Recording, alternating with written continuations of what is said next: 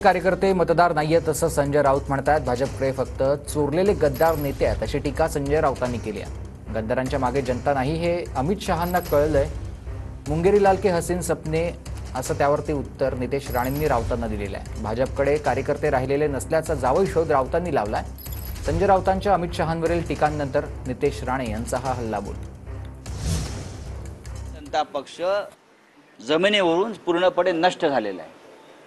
त्यांच्याकडे कार्यकर्ते नाही आहेत, त्यांच्याकडे मतदार नाही आहेत, त्यांच्याकडे फक्त बाहेरून चोरलेले नेते आहेत गद्दार, आणि गद्दारांच्या मागे मतदार आणि जनता नाही हे अमित शहांना फार लवकर कळलेलं आहे। हे बरं झालं।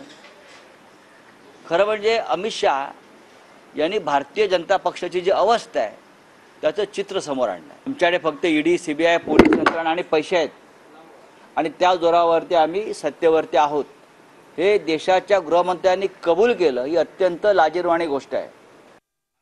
आज भांडूपमध्ये बसून